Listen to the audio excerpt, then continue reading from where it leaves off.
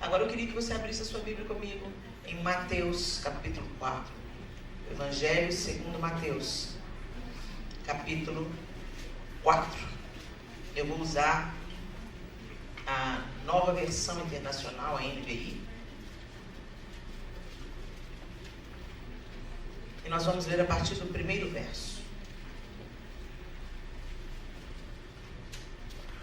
Mateus 4, a partir do primeiro verso, diz assim: Então Jesus foi levado pelo Espírito ao deserto para ser tentado pelo diabo. Depois de jejuar 40 dias e 40 noites, teve fome. O tentador aproximou-se dele e disse: Se és o Filho de Deus, manda que estas pedras se transformem em pães. Jesus respondeu: Está escrito, nem só de pão viverá o homem, mas de toda palavra que procede da boca de Deus. Então o diabo levou a cidade santa, colocou-o na parte mais alta do templo e lhe disse: Se és o Filho de Deus, joga-te daqui para baixo, pois está escrito, ele dará ordens a seus anjos a seu respeito, e com as mãos eles o segurarão, para que você não tropece em alguma pedra. Jesus lhe respondeu: Também está escrito, não ponha à prova o Senhor, o seu Deus. Depois o diabo levou-o a um monte muito alto e mostrou-lhe todos os reinos do mundo e o seu esplendor, e disse: Tudo isto te darei, se te prostrares e me adorares. Jesus lhe disse: Retire-se, Satanás, pois está escrito, adore o Senhor, o seu Deus, e só a Ele preste culto. Então o diabo deixou e anjos vieram e o serviram. Senhor, essa é a sua palavra bendita. E nós abrimos o nosso coração e a nossa mente para que o teu Espírito Santo trabalhe em nós através das Escrituras Sagradas. Que o Senhor ministre a cada um de nós aqui na sua individualidade o que cada um de nós precisa compreender. Que toda barreira, todo sofisma, toda resistência seja submetida agora ao senhorio de Jesus Cristo. Que o Senhor nos ensine, que o Senhor tem para nos ensinar e nos convença de tudo o que precisamos ser convencidas. Em nome de Jesus. Amém. Interessante, gente, que o texto começa dizendo que Jesus foi levado pelo Espírito, com E maiúsculo, Espírito Santo, pelo Espírito ao deserto para ser tentado pelo diabo. É tão interessante que a gente quer a parte de seguir Jesus, a parte da glória, mas a gente esquece que tem a parte da cruz. Quando Jesus disse: Quem quiser vir após mim, negue-se a si mesmo, tome a sua cruz e siga-me. E a cruz da gente não é o nosso problema, a cruz da gente não é a luta que a gente está atravessando, a cruz da gente não é uma pessoa difícil, a cruz da gente é quando a vontade de Deus vertical atravessa a nossa vontade horizontal. Negar a nós mesmos, buscar em primeiro lugar o reino de Deus, a sua justiça, buscar a vontade de Deus para nós, que aí consiste a nossa alegria, aí consiste o nosso senso de pertencimento, a nossa realização, o cumprimento do nosso propósito e vocação, o motivo para o qual existimos. Quando o homem não se reconcilia com Deus, é uma vida desperdiçada, gente, é uma vida perdida, porque todos nós vamos para a mesma caixa no final do jogo. A rainha, o cavalo, o peão e o bispo. Todas as peças vão para a mesma caixa depois que o jogo acaba. O final para todos nós é o mesmo. A nossa carne vai perecer. Mas para aqueles que creem, a vida eterna. E não só a vida eterna no Espírito, mas é bom a gente lembrar que nós também seremos ressuscitados. Os mortos em Cristo ressuscitarão primeiro. É o que diz o apóstolo Paulo na carta aos Tessalonicenses. Nossa carne será ressuscitada como a carne de Jesus foi ressuscitada. Então tem um propósito também, quando o Espírito Santo gentilmente nos conduz ao deserto. E ali, era a antecipação de algo poderoso que estava para inaugurar, o ministério de Jesus. Ele sai do Jordão e vai para o deserto. Ele sai do batismo, da confissão pública. Gente, vamos entender, Jesus não precisava de ser batizado. O batismo era a simbologia de morrer para o velho homem e nascer para Deus, de ser purificado dos seus pecados. Era isso que significava aquele banho ritual, aquele ato simbólico de purificação de pecados. Jesus tinha pecado, gente. Ele não precisava de ser batizado. Mas ele queria cumprir em tudo a vontade de Deus, evidenciar em tudo a vontade de Deus na sua própria vida. Por isso que quando ele vem, João Batista fala assim: é eu que preciso ser batizado por ti, você que vem a mim. E ele fala: convém que cumpramos a vontade do Pai. Quando ele se submete a isso, Deus se alegra nele. O céu é fendido, o Espírito Santo vem em forma de uma pomba, e se escuta uma voz do céu dizendo: esse é o meu filho amado, em quem eu tenho prazer. Então, brilhar a luz de Cristo sempre vai envolver obediência, mesmo quando a gente não está entendendo nada. E aí, depois desse momento grandioso, ele é conduzido ao deserto pelo Espírito Santo para ser tentado pelo diabo. E ele jejua 40 dias e 40 noites. Quando a gente vai a Israel, e eu vou a Israel há alguns anos, os guias explicam pra gente que esse 40 anos nas escrituras não significa literalmente 40 anos, não, 40 dias. Que esse número 40 significa muitos dias, mas não necessariamente exatamente 40. É a explicação que os guias dão pra gente. Não sei se de fato é isso. Mas enfim, 40 dias é bastante tempo, né, gente? Dá pra ter fome, né? Dá pra ter fome. E depois de jejuar 40 dias e 40 noites, teve fome. Tudo normal, ele está na nossa roupa. Tudo que você sente, Jesus sentiu. A diferença é que ele não sucumbiu à tentação da carne dele. Ele foi obediente até a morte. O tentador aproximou-se dele. O diabo sempre vai se aproximar para roubar a luz de você. Ele sempre vai tentar ofuscar a luz que pode brilhar através da sua vida. E ele sabia com quem ele estava falando. Ele sabia que Jesus era filho de Deus. Só que ele vem no momento de vulnerabilidade. É na sua vulnerabilidade que ele vai te atacar. O diabo é um inimigo tão baixo que tem algumas regras na luta, né? Que você não pode bater em alguns lugares no seu adversário, porque é considerado baixo, golpe baixo. Você já ouviu essa expressão? O diabo não. O diabo ele vai justamente no lugar onde ele não pode bater, e é ali que ele vai bater. No lugar da sua vulnerabilidade, no lugar onde você é mais frágil, é ali que ele vai golpear, a fim de te paralisar, a fim de te matar. Então ele vem no momento de vulnerabilidade humana de Jesus. Jesus estava com fome, certo ou errado? É uma vulnerabilidade? Você já teve fome, gente? Vocês pensam que vocês tiveram fome, não tiveram não. Quando você está com fome, a barriga está roncando, você vai lá e come. O máximo que você passa fome é uns 24 horas que você fez o jejum. Você fica bomba, toma dor de cabeça. Você imagina depois de 40 dias. Os seres humanos matam e morrem para ter comida quando estão em estado de extrema fome. Eles matam, eles perdem a razão, a orientação. Eles perdem todas as barreiras morais para comer. Você lembra aquele acidente que virou filme, que o pessoal tem que comer a carne dos seus próprios amigos? Pois é. Todas as barreiras morais perdem o sentido quando você realmente passa fome. É questão de sobrevivência, é um instinto de sobrevivência. A gente não sabe o que é isso, não. No Ocidente a gente não sabe o que é isso. Mas Jesus estava com fome. E aí o tentador aproximou-se dele e disse: se és o filho de Deus, manda que estas pedras se transformem em pães. Algo que vai tentar roubar aquilo que Deus quer brilhar em você. É uma deformidade na sua identidade.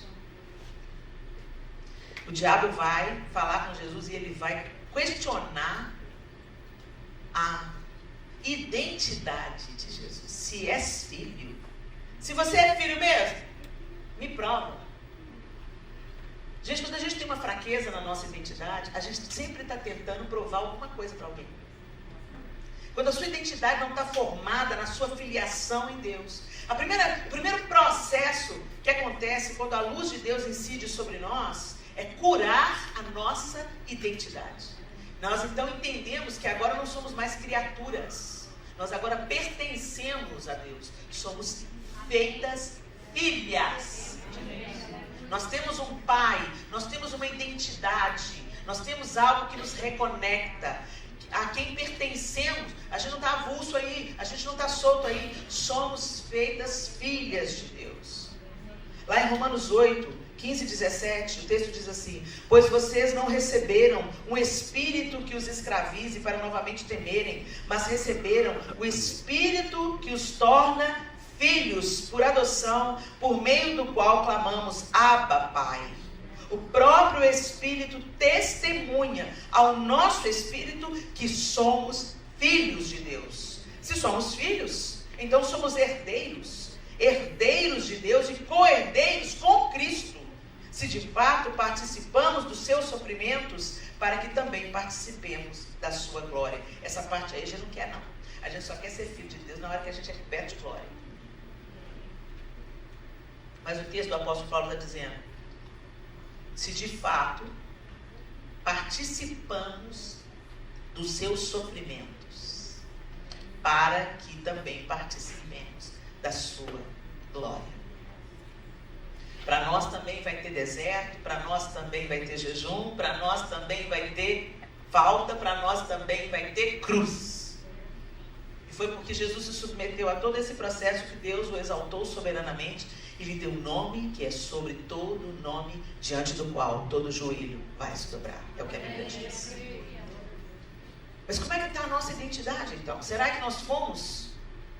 Será que essa luz brilhou na nossa identidade? Você sabe que você é filha. E é fácil a gente dizer, eu sou filha. É fácil a gente proclamar isso com as nossas canções. É fácil a gente carregar camisetas estampadas com isso, sou filha de Deus. É fácil a gente proclamar isso. Eu estou dizendo isso curou a sua identidade? Você age como filha, você anda como filha, você pensa como filha, você pensa como herdeira? Você sabe quem você é? Ou você está tentando provar para as pessoas?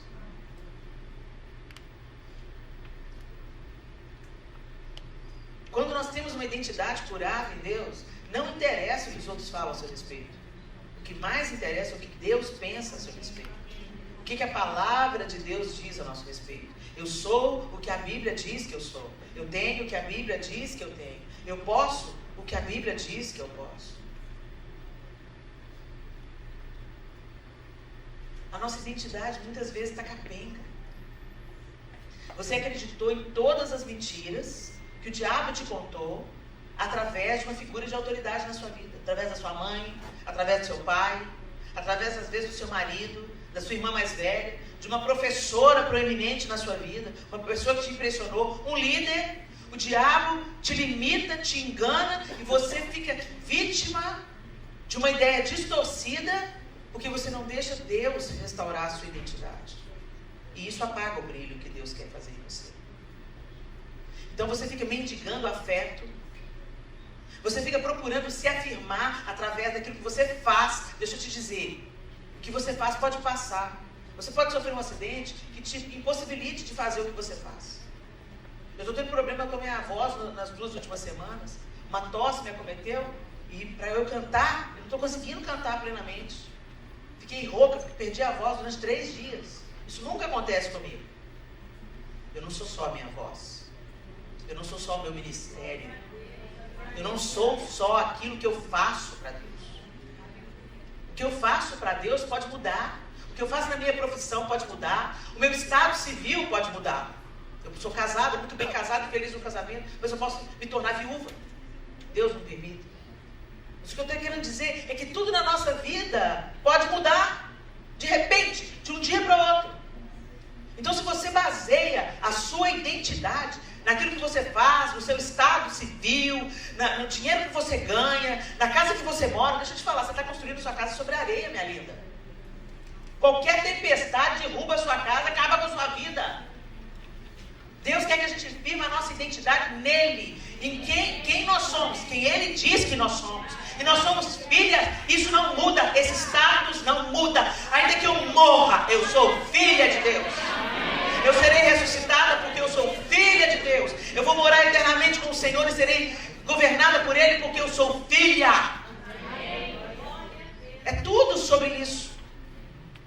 Mas às vezes você está andando aí, ó, capenga, arrastando a angústia, a culpa, a mágoa, a falta de perdão, porque sua mãe te disse que você não ia dar nada na vida, seu pai disse que profetizou que você ia ser uma prostituta, tanta besteira aconteceu, tanta gente foi usada para falar que você não é, e você acreditou. Imagina se Jesus entra na pira do diabo.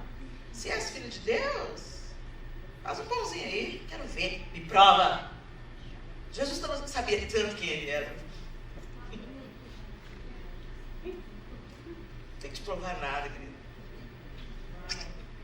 Tem que te provar nada. Eu sou. Eu sou. Quando Deus fala aqui no Moisés, quem é o Senhor? Deus fala com Moisés, eu sou. Ele falou, eu tenho, eu criei. Eu sou. É essa identidade que Ele quer plantar em nós. Tantas mulheres não brilham a luz que quebra a escuridão, porque são cativas na sua identidade passada. Eu não venho de uma grande família, Helena. Meu pai não foi pastor. Eu não sou inteligente o suficiente. Quem disse? Quem disse? Gente, até poucos anos na minha vida, eu me sentia completamente incapaz intelectualmente. Completamente incapaz. E por quê? Porque eu tenho dificuldade com matemática. Casei com um professor de matemática. Olha como é que Deus é bem-humorado. Eu gostava muito da matemática até a 4ª série. Quando chegou na 5ª série, eu entrei para a 5ª série. Tem aquela mudança, né?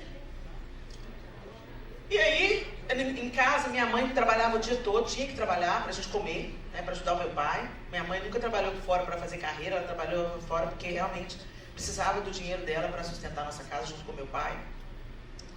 Então, as empregadas domésticas aqui não exigiam nada de mim, né? Você já fez uma tarefa? Então, fui para a escola e não fiz a tarefa.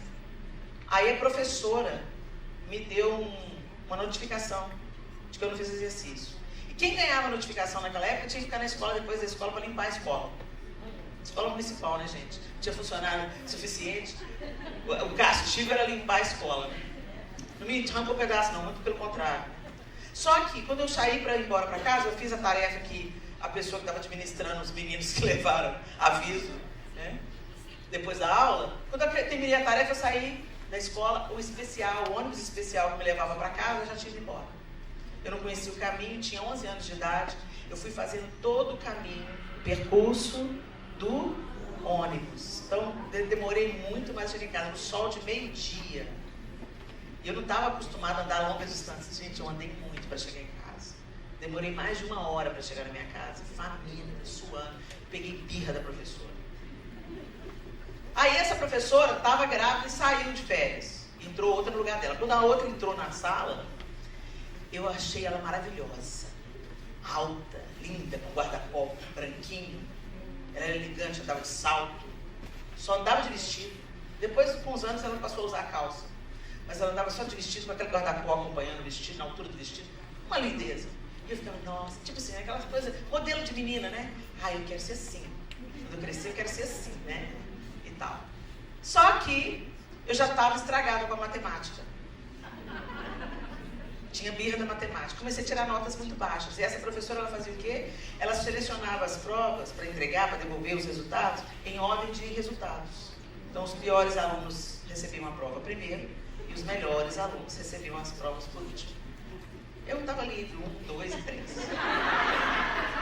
Não dava para esconder, gente. Todo mundo da sala já sabia que os primeiros eram os últimos. E que os últimos eram os primeiros. Parece bíblico, mas não era. Aquilo derrubou a minha autoestima. Ela pregava as provas e falava assim, Helena, aí vinha assim, como se estivesse com nojo da prova. Vai fazer um colar, contanto zero que tá ganhando. E a turma tinha essa reação. Humilhante. Isso foi me travando. 5ª série, bomba. Nota azul em tudo, boas notas em tudo. Matemática, reprovação. E você tinha que repetir tudo, gente. Diz negócio de fazer uma matéria só, dependência. Você tinha que repetir tudo. Aí, fiz a 2ª, 5ª série, ela não foi minha professora. Passei. 1ª, 6ª série. Ana Lúcia entra na sala. Tomei bomba. 2ª, 6ª série, Ana Lúcia não foi minha professora. Passei. 7ª série. Quando ela entrou na sala, eu falei, tomei bomba. Ela falou, Helena, está aí de novo. Tomei bomba. Ela me paralisava. Um dia ela me chamou no quarto, disse, Helena, vai no quarto.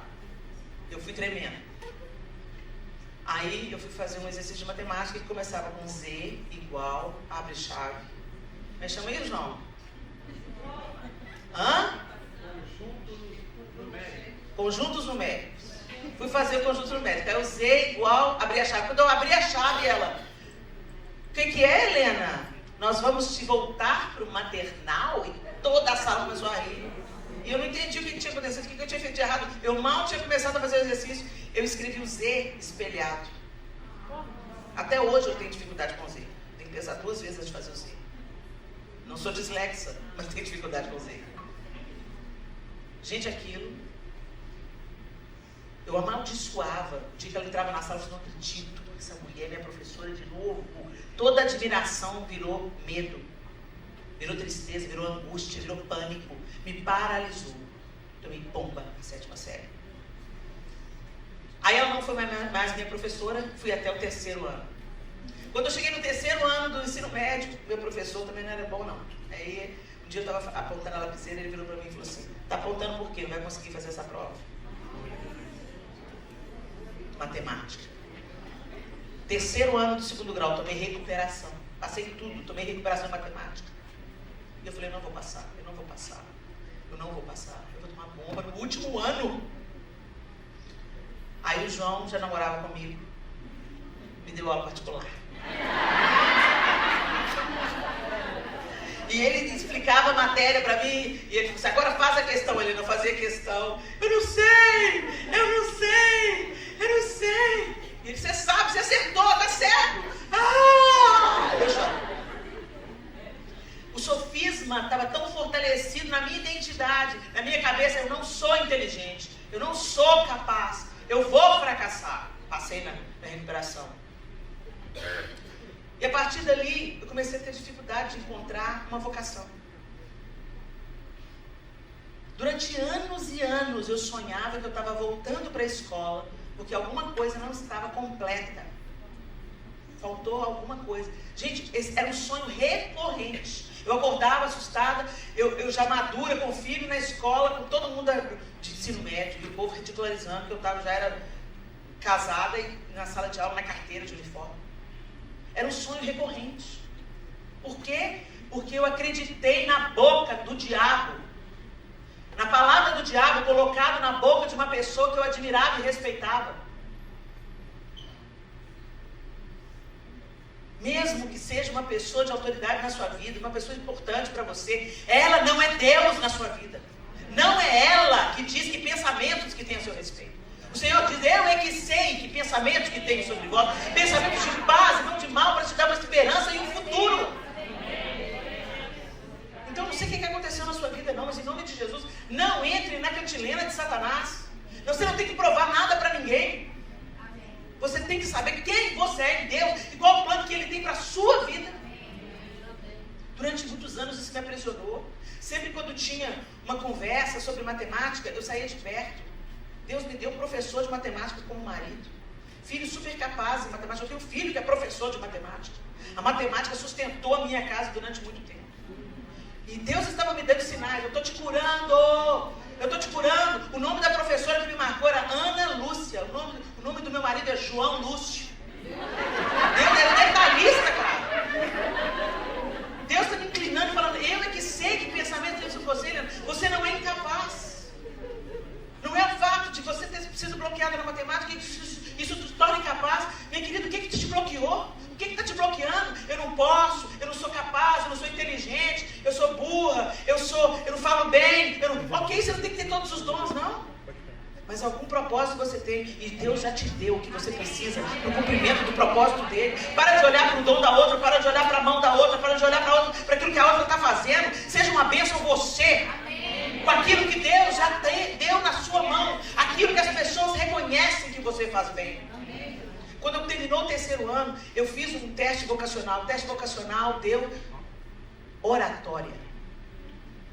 Eu virei para... O que eu vou fazer com isso? Eu sou atriz. Sou cantora. Não, Helena, mas o seu top 1... As artes aparecem aqui no seu teste vocacional. Mas o top 1 aqui é oratória. O que eu vou fazer com isso? Helena, significa que quando você falar, as pessoas vão querer te ouvir. Eu falei, o que eu vou fazer com isso? Lutei contra isso. Busquei me realizar em outras coisas. Tudo que eu consegui foi frustração. A luz brilhou? Não. Gente, até a música, até quando eu canto, ela serve melhor quando eu estou ministrando a palavra. As pessoas começaram a me dizer isso. Helena, é diferente quando você canta, quando está pregando, que quando você canta simplesmente fazendo um solo. Para de negar o que Deus quer que você faça. Para de negar sua identidade. Para de acreditar nas mentiras que o diabo contou sobre você, na boca do seu pai, na boca da sua mãe, na boca do seu marido, na boca do seu filho, na boca da pessoa importante na sua vida. As pessoas importantes da sua vida não são mais importantes do que o seu Criador. E ele diz, eu é que sei que pensamentos que tem. É de crucial importância, se a gente quer quebrar a escuridão, aceitarmos a nossa identidade de Deus, deixarmos que Ele cure a nossa identidade. Vivermos a nossa identidade. Eu sou filha, eu não tenho que provar nada para ninguém. Eu só tenho que fazer muito bem feito o que Deus me deu para fazer. Se é fazer unha, que eu seja a melhor manicure. Se é cuidar das pessoas, que eu cuide da melhor maneira. Se é para servir, preparar comida, que eu faça isso da melhor maneira. Se é para escrever livros, que eu escreva para a glória de Deus. Se é para ministrar as pessoas, que eu ministro para a glória de Deus. Não despreza o que Deus colocou na sua mão, porque é nesse lugar que Ele vai te usar com poder, com glória, e você vai sentir um contentamento que você não vai sentir em nenhum outro lugar na sua vida. Então para de tentar ser famosa aos olhos dos outros, para você ser aceita pelos outros, de acordo com aquilo que você desempenha. Não é o que você desempenha que os outros aprovam, o que você desempenha e Deus aprova. Jesus sabia disso.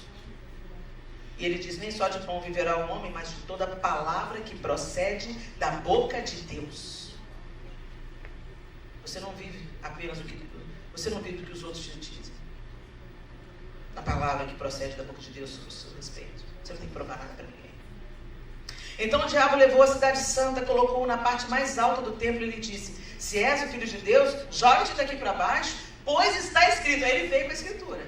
Satanás conhece a Bíblia, mais que eu sei, tá? Por isso você precisa estudar. Você precisa ter a palavra dentro de você, porque senão Satanás vai te vencer usando até a palavra. Se você não discerne espiritualmente as coisas, Satanás às vezes vai usar um anjo. Ele dará ordens a seus anjos a seu respeito, e com as mãos eles o segurarão, para que você não tropece em alguma pedra. Não foi isso que Deus falou? Que ia te proteger, que ia te cuidar, que ia dar ordens aos anjos a seu respeito? Então, faz alguma coisa aí. Jesus falou, né? Mas também está escrito, não tentarás o Senhor teu Deus. Ele prova, ele continua insistindo na identidade, né? Ele continua na segunda vez, ele fala, se és filho de Deus, salta daqui. E na verdade, gente, nós não temos que, a mesma coisa, continuar provando nada para o diabo. Mas precisamos permanecer confiando em Deus. Jesus não pulou por falta de confiança. Mas porque Deus não mandou ele pular. Se fosse Deus que falando, pode pular, filho, ele pulava. Mas Deus mandou ele pular? Foi o diabo que estava mandando ele pular. Ele obedece o diabo? Não. Mas também está escrito, não tentarás o Senhor teu Deus. Eu temo a Deus, eu confio em Deus. E ele mandou eu pular, não mandei, não tenho que te provar nada. Vocês, porém, receberam dele a unção, e ela permanece em vocês, de modo que não precisam que alguém lhes ensine a verdade. Pois o que a unção lhes ensina é verdade e não mentira. E é tudo que precisam saber. Portanto, como lhes ensinou a unção, permaneçam nele. Agora, filhinhos, permaneçam nele para que, quando ele voltar, estejamos confiantes e não nos afastemos dele envergonhados. Porque sabemos que ele é justo, também sabemos que todo que pratica justiça é nascido de Deus. 1 João 2, 27, 29. Permaneça em confiança. Confie em Deus. Você precisa de estar com a sua identidade firmada em Deus para que a luz dele brilhe através de você. E você precisa confiar em Deus. É outra coisa que a gente fala muito, mas não confia em nada, gente. Você entrega suas orações para Deus, daqui a pouco você está pegando de volta. Você entrega os seus nós para Deus, depois fala assim, eu posso dar ajudinha? Senhor, eu posso dar uma sugestão? Ou Senhor, levanta o profeta lá para minha filha. Sabe como a gente fica dando sugestões para Deus? Confie. A fé é a confiança absoluta. E sem fé é impossível agradar a Deus. Se nós nos aproximamos de Deus, nós devemos nos aproximar crendo que Ele é Deus, que Ele pode todas as coisas, em confiança plena. Nós precisamos confiar que Ele nos salvou, que o fato de nós crermos em Jesus, recebermos o sacrifício da cruz, deixarmos sermos moldados pela confiança que as Escrituras Sagradas são a sua palavra bendita, é nessa confiança que nós vamos até o último dia, onde seremos aprovados por Ele. Eu me lembro que eu sonhei, há um tempo atrás, com um arrebatamento. E eu sonhei que a janela do meu quarto se abriu numa porta e abriu um corredor, um piso, que o meu quarto fica no segundo andar. Então abriu um piso que igualava, que eu podia andar sobre o piso.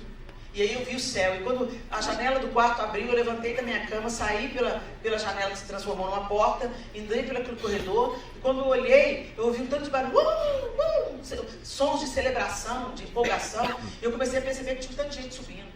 Eu comecei a olhar, e falei assim, meu Deus, é um arrebatamento. Quando eu olho para cima, o céu tem uma luz enorme atrás das nuvens, mas eu não sabia o que era, mas eu soube no meu coração, eu não estava vendo o que era, mas eu soube, é Jesus.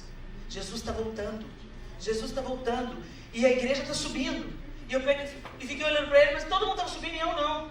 Eu olhei para mim, todo mundo subindo e gritando, e eu não. E eu comecei a fazer assim, para ver se eu subia, eu dando um impulso para ver se eu subia, e eu não subia. Eu falei, meu Deus, eu não acredito nisso. Por quê? Não vou. E aí, dentro de mim, uma voz falou assim, é pela graça. Aí não é pelo meu mérito, não é pela minha condição, é porque eu creio, é pela graça. Eu comecei a flutuar. Subi a sensação, gente, indescritível. Eu comecei a olhar para as pessoas, eu comecei a gritar, aleluia, gritar uma empolgação.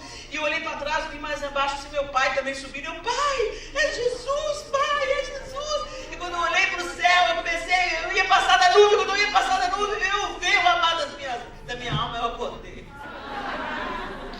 Mas eu acordei cheia de Deus. Eu acordei chorando, e eu falei, João, eu sonhei que Jesus estava voltando, João. Que delícia, irmão. Que delícia, que sensação indescritível. Por mais que eu tente descrever para vocês o que eu senti, não dá para descrever. Uma alegria plena.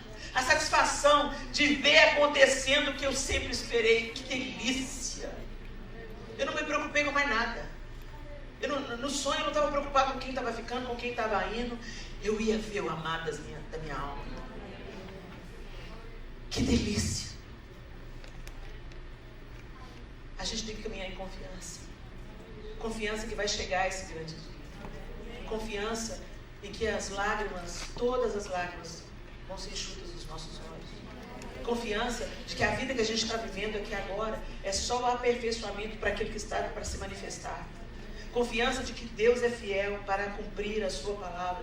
E que ainda que eu esteja na sepultura, de lá eu vou ouvir a voz dele dizendo, erguei, vem para fora.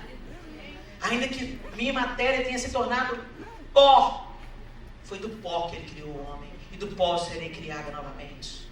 Os mortos em Cristo ressuscitarão primeiro. É o que Tessalonicenses diz. E vão se encontrar com Jesus nos ares. Depois os que estiverem vivos Gente, é poderoso demais. Mas a gente coloca a nossa confiança no aqui, no agora, nas nossas posses, nas nossas possibilidades, nos nossos dons, nos nossos talentos. A nossa confiança não está em Deus. A nossa obediência não é para Ele. Nós nos submetemos ao Deus desse século, mas não nos submetemos àquilo que Deus mandou a gente fazer. Jesus não. Jesus sabia que não tinha que provar nada, porque a identidade dele estava firmada em Deus. E ele sabia que Deus era fiel para sustentá-lo, mas que ele não ia tentar Deus, porque Deus não tinha ordenado, não tinha chegado o momento. Nós precisamos de caminhar nessa confiança. E finalmente, Satanás leva Jesus ao lugar mais alto do templo. E ele mostra todos os reinos do mundo. E ele não falou nessa hora, ele não falou mais sobre a identidade. Ele tenta Jesus, para Jesus querer possuir mais. Tudo isso te darei, se te prostrares e me adorares. Ele tenta uma barganha, uma proposta de poder. No outro evangelho, acho que é Lucas, ele fala: tudo isso te darei, porque tudo isso me foi entregue. Ou seja, o mundo hoje pertence a Satanás. Pertence. Fala: eu te darei isso tudo, se você prostrar e me adorar. É muito simples, é só você se ajoelhar. É só você se dobrar diante de mim. Você vai ter tudo que você quer. Insistente ele, né? O mundo está entregue a Satanás por concessão, não pertence a ele. Está entregue a Satanás porque Deus está permitindo. Porque na hora que o Senhor falar chega, chega. Ele é o soberano, Ele é o Criador, Ele é o legítimo proprietário. Ele não é o ocupador da terra, Ele é o dono. Mas Satanás se sente dono. E ele tem poder, e ele oferece para você algumas coisas. Será que nós estamos sendo, nosso brilho está sendo opaco por causa daquilo que a gente tem negociado com Satanás? Vocês vieram para uma terra onde Mamon é o Deus. Nós nos acomodamos aos confortos dessa terra. Estou dizendo que é pecaminoso você ter conforto, ter uma vida boa. Mas eu tenho que te alertar, isso te aleja espiritualmente. Porque quando você tem tudo, você acha que você não precisa de nada. Você não sente falta de nada. Muitos de nós só nos lembramos de Deus quando estamos numa cama doente, impossibilitada de trabalhar. Você, se não trabalha, não ganha. Aqueles que eram seus amigos te abandonam. Ou você tem um diagnóstico de morte terminal. Né? Olha, não tem jeito. Você pode ter o dinheiro que você tiver. O dinheiro do Steve Jobs não pode fazer nada por ele. Essa é real, gente. Seu dinheiro também é temporário. Os bens dessa terra, o conforto que você tem, pode ser tirado de uma hora para outra. E aí, vai ficar o quê? Quem você vai ser sem dinheiro? Quem você vai ser sem amigos? Quem você vai ser sem a sua profissão, sem o poder, sem o seu diploma? Gente, até o conhecimento, de uma certa forma, pode ser tirado. Você bate a cabeça, perde a memória. A gente se envaidece por causa de quê?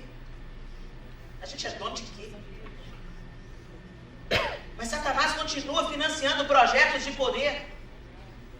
Você não tem tempo para Deus, não tem tempo para os seus devocionais, mas está se matando de trabalhar. Mas quando estiver no leito, é de Deus que você vai lembrar. É a Ele que você vai pedir misericórdia? Que não seja assim, minhas irmãs. Que o brilho de Jesus nos livre de nós nos tornarmos escravas de Satanás através do nosso conforto material. Os reinos desse mundo vão queimar.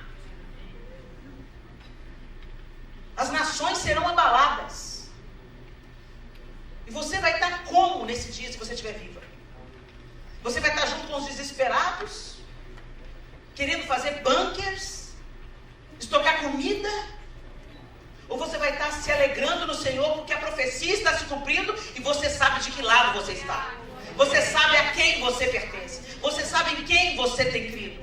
A dor, a falta vai tirar óleo de você e vem avivamento para a igreja, gente, não é por um caminho fácil, não. Não se iluda. A igreja primitiva cresceu sendo lançada na arena, sendo comida de leão. sendo feita pelo Império Romano, tocha para iluminar a rua.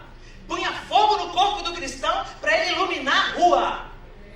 E é nesse contexto que o avivamento veio, a igreja cresceu e chegou até nós no século XXI. Eu sou pós-tribulacionista. Não acho que justamente nessa geraçãozinha mimimi, mimada que nós somos, Deus vai nos livrar. Ele moeu o seu próprio filho, cada um dos discípulos foi moído. Lá em Mateus deixa claro, depois da grande tribulação daqueles dias, o sol escurecerá, a lua não dará a sua claridade, então surgirá no céu o Filho do Homem. A teoria do arrebatamento secreto da igreja, ela é muito recente, ela vem de 1800 e pouco. Eu creio que a igreja vai ser arrebatada, mas eu creio que a igreja vai ser arrebatada à vista de todos, e depois de uma grande tribulação. Quem vai passar pela tribulação? Quem perseverar até o fim receberá a coroa. Vocês estão entendendo? Então a gente tem que estar cheio de Deus. A luz de Cristo tem que incidir em nós de tal maneira, minhas irmãs, que nós não sejamos escravos de nenhuma proposta de Satanás. Ah, não vai hoje não na igreja não. Faz mais uma graninha, fica mais uma hora no trabalho. Deus é leal para nos sustentar. Você acha que os bunkers vão livrar os milionários da ira de Deus? Vocês acham? A nossa confiança está em Deus. A nossa riqueza está em Deus. Nosso sustento está em Deus. É Ele quem cuida de nós. E essa luz tem que nos iluminar de tal forma que brilhe em nós e ilumine os outros que vão estar em desespero, que vão estar em demandas, que vão estar em inseguranças, que vão estar em dor. Aí vem um avivamento. Peraí, por que está acontecendo isso tudo? E a Tami está firme. Por que está acontecendo essa luta toda? Gente, a Bárbara perdeu tudo. Mas ela continua com um sorriso no rosto, ela continua anunciando o Evangelho, ela continua com a esperança inabalável. Eu quero isso. Luz para as nações. Conversão em massa. Poder sendo liberado. Nós vamos orar e os enfermos vão ser curados. Nós vamos orar e os mortos serão ressuscitados. Mas isso não vem sem preparação, gente. A gente só se torna forte depois que submete o músculo à dor. Espiritualmente não é diferente. Nós somos forjadas na dor. Mas Deus está conosco. Ele é o nosso treinador. O treinador, ele nunca vai te dar algo que você não aguenta. Ele nunca vai colocar sobre você um peso que você não dá conta de puxar. Ele sempre vai na medida que você aguenta. Na medida que você aguenta, na medida que você aguenta. E quando você olha para o seu treinamento, você olha lá atrás, puxa, você ri junto com o seu treinador. Nossa, no primeiro dia de aula, hein? Levantei 2 quilinhos, quase morri. Estou aqui nos 40, ó. É isso. Essa é a vida espiritual. É isso que Deus quer fazer em nós. É isso que é a luz de Deus que quebra a escuridão. A identidade dele incidindo em nós, curando a nossa identidade, firmando a nossa identidade. Nós não precisamos do aplauso de ninguém, da aprovação de ninguém, para saber que somos filhas de Deus, aceitas, curadas, redimidas, salvas, para incidir a luz do Salvador sobre o mundo. Somos curadas em Deus, caminhamos em confiança plena. As coisas não precisam ser do jeito que eu espero, para eu confiar que Deus me ama, para confiar que Ele me sustenta, para confiar que Ele vai me dar livramento, que Ele vai me dar a carga na medida certa e que Ele vai me sustentar enquanto está me forjando para os últimos dias. E também entender que eu não negocio com Satanás. Eu não sou escrava dos meus bens. Eu não sou escravo do meu trabalho. Eu sou mordoma daquilo que Deus tem me confiado. Eu cuido daquilo que Ele me confiou. Eu sirvo ao próximo com aquilo que Ele me confiou. Mas isso não me prende. Isso não me escraviza. O tesouro que eu tenho é o Senhor. Não a minha conta no banco. Não o meu schedule. Não as minhas possibilidades financeiras. O meu tesouro, inclusive o meu dinheiro, é para servir ao Senhor. Tudo que eu tenho, tudo que eu sou, se dobra a quem Ele é. É assim que a luz de Deus quebra a escuridão. Feche os seus olhos.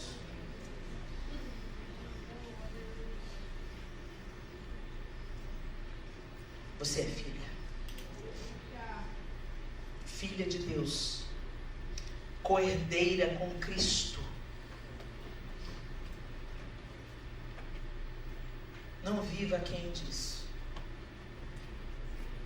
Talvez os sinais e maravilhas não se operem em nós como operaram em Jesus e nos discípulos, porque nós estamos apegadas a tantas coisas ainda, tão meninas ainda, tão infantis, tão donas dos brinquedos. O Senhor não vem buscar uma noiva menina, Ele vem buscar uma noiva pronta, madura. E Ele vai trabalhar para esse amadurecimento, não se engana. A pergunta é, você vai querer ir ou não? Você é noiva ou não? Você está disposta ou não?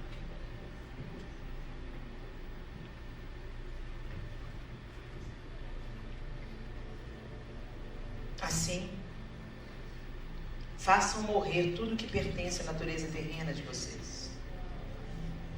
Imoralidade sexual, impureza, paixão, desejos maus e a ganância, que é idolatria. Nós evangélicos nos gabamos tanto. Nós não somos idólatras. Quem te enganou, querido? Quem te enganou?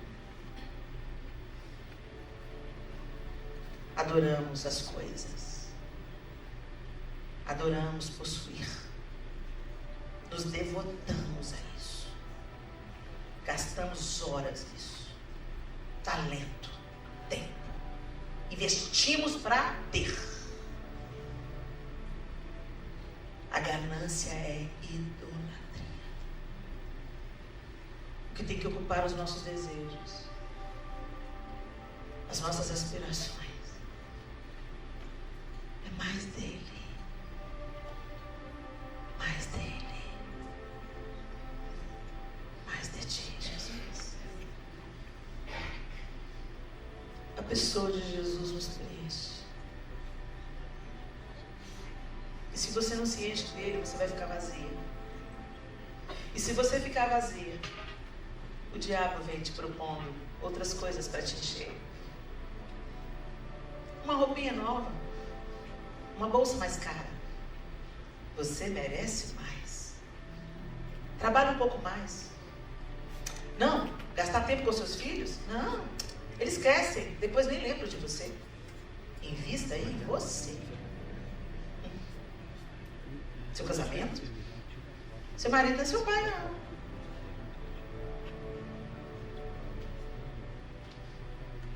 Gente, eu não estou dizendo que você não tem que trabalhar, se dedicar, servir ao próximo.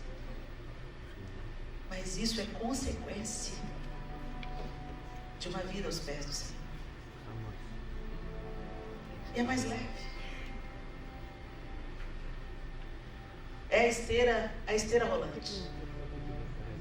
Quando você caminha com Jesus e Ele ocupa a primazia das suas atenções, dos seus afetos, quando você realmente adora Ele, não apenas com as suas canções de adoração no dia do culto, mas quando a sua vida se volta totalmente para Ele, para quem Ele é, para aquilo que Ele deseja, para a sua palavra, para a sua ordenança,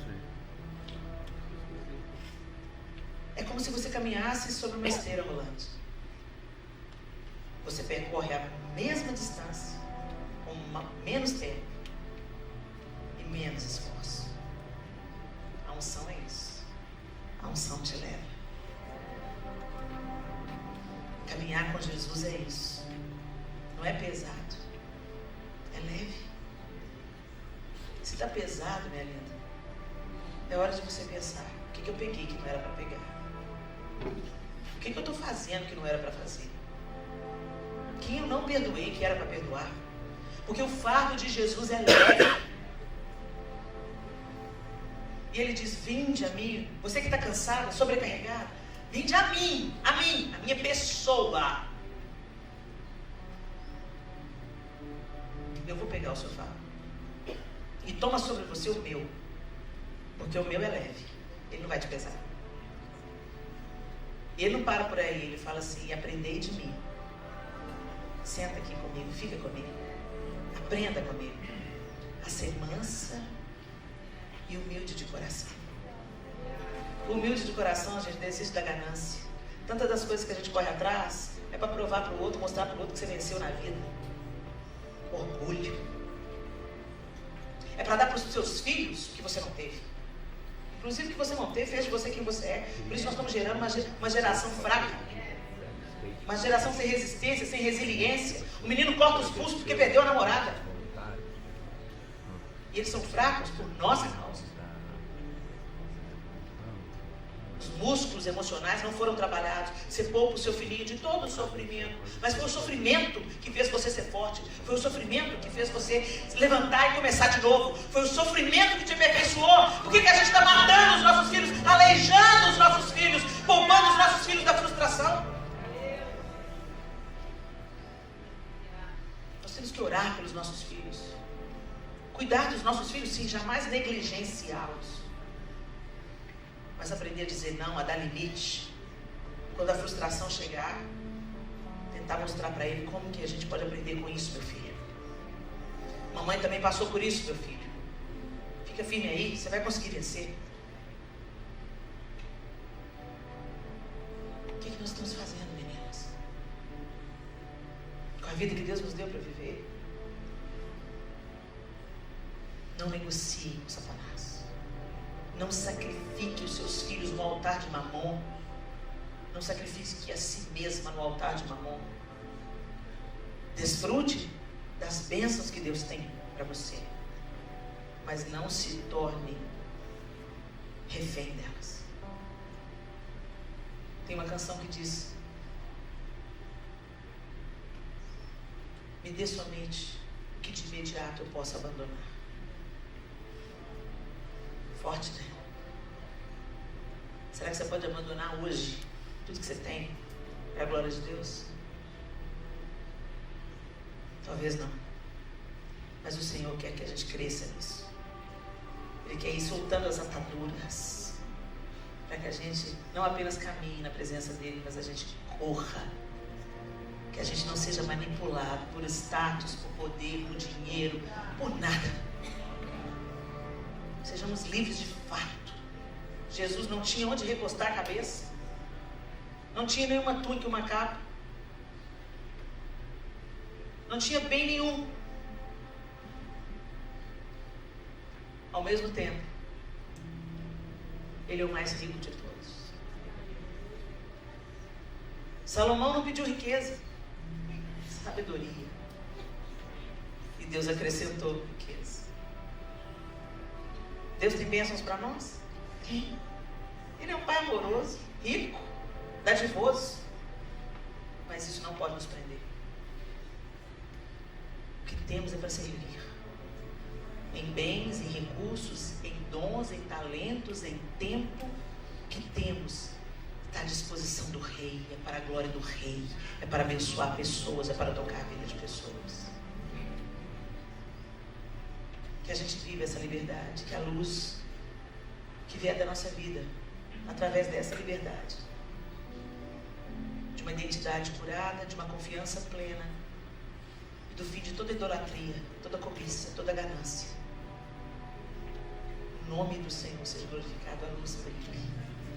O diabo olha para você e fala: não tem onde eu prender. Depois de passar por isso, Jesus mais na frente diz: lá vem o príncipe desse mundo, e ele nada tem em mim. Nada. Será que nós vamos poder chegar nesse dia? De falar: lá vem o príncipe desse mundo, e ele nada tem em mim. Ah, Helene, se só Jesus? Não, não. Sujeitai-vos a Deus, resisti ao diabo, e ele fugirá de vós. A luz dissipa as trevas. Dissipa as trevas. Senhor, nós te louvamos nessa manhã bendita. Nós agradecemos ao Senhor por esse tempo precioso. Jesus nos ensina. Que o Espírito de Deus nos ajude. O Senhor habita em nós, Espírito de Deus, a fim de que Jesus seja forjado em nós, Faça isso. Nós nos abrimos para o teu trabalho. Nós não queremos, Senhor, vivermos amarrados a uma identidade ferida, mas queremos ter a nossa identidade como filhas absolutamente restaurada, alinhada. Que não sejamos movidas pelo desejo de aceitação, mas que nos movamos sabendo que já somos aceitas. Nos ensine a confiar, Senhor, mesmo quando for difícil. Nos traz à memória o seu amor pleno, que já foi provado, revelado e provado. Nos traz à memória o que nos dá esperança, para que no dia que a incredulidade tentar rondar o nosso coração, que o Senhor nos fortaleça com a lembrança das evidências do teu amor pleno, perfeito, e da tua promessa, as que já se cumpriram e as que irão se cumprir. E Senhor, nós te pedimos, nos tira da mesa de negociações de Satanás. Nós não servimos a Mamon. Nós não servimos a Satanás e seus anjos. Somos servas do Senhor, filhas do Senhor, e queremos viver para a glória do Senhor. No que temos, no que já possuímos e no que ainda nós vamos conquistar, que seja para a glória do seu nome, que nada nos aprisione. Nem as finanças, nem a casa que nós moramos, nem o conforto que desfrutamos, nem o carro que dirigimos, nem o status que desfrutamos, o limite do banco, seja lá o que for, tudo que temos é para te servir, não para nos aprisionar. Nós nos curvamos somente diante do Senhor, e só ao Senhor nós prestamos culto como Jesus. Nos ajuda, Senhor. Nos ajuda, Senhor. Em teu nome nós oramos. Amém e amém.